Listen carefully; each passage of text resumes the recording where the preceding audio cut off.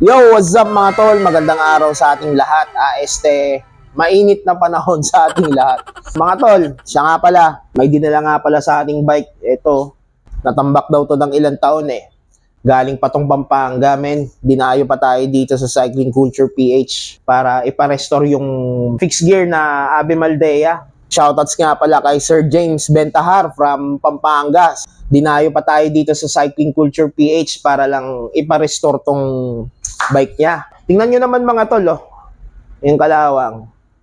Quality yung kalawang, di ba? Di naman masyadong halata. Konti lang yung kalawang. Siya nga pala mga tol, kung hindi nyo nalalaman, tong bike na to is pinabuo ata to sa amin dito nung 2019. Raw finish lang siya, wala kaming nilagay na clear coat, rekta assemble na. Pagkagaling kay Sir Abe, nung dineliver ni Sir Abe, antemano, binuo na namin agad to. Kinargahan namin to ng mga The Project parts. Hindi naman lahat The Project, pero almost, maliban lang sa handlebar.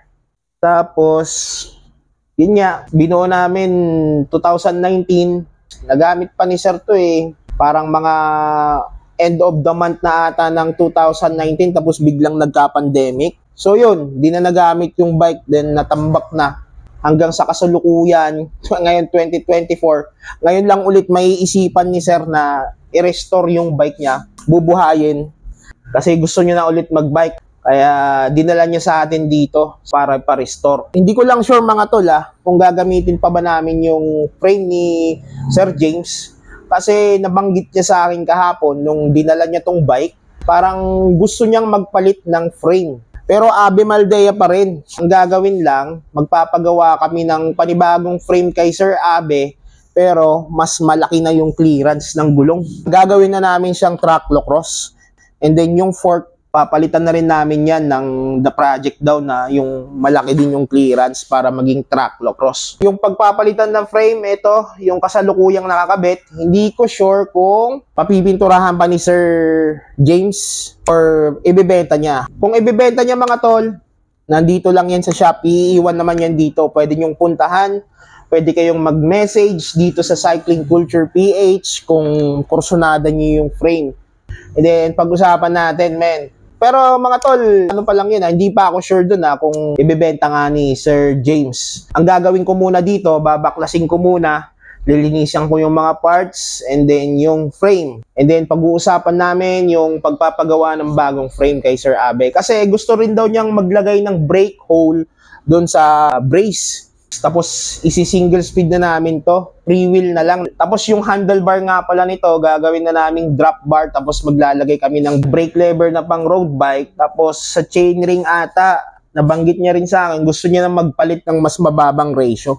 Napapaisip nga ako kung bibiling ko yung chainring eh. Alam niyo ba yung istorya ng Omnium na to? Galing pa to sa tropa ko, si Doc Justin Reyes. Yo, kayo ting. Matagal na rin tong Omnium na to, pero good condition pa rin. So yun na nga, yun yung mga plano namin dito sa bike na to. Maglalagay kami ng brakes, isi-single speed namin, naka-free wheel na yung cog, pa-drop bar, tapos may brake lever. Kasi na-inspired daw si Sir James Bentahar dun sa bike ni Idol Tito na naka-drop bar, naka-lever, may brakes, naka-free wheel. May message natin si Tito kung ano yung setup niya ng gear ratio. Gagayahin natin yung setup niya kasi gusto ni Sir mag single speed na track cross yung setup pero naka single speed. So yun na lang muna mga tol, abang-abang na lang tayo sa part 2. Bye bye, ride safe.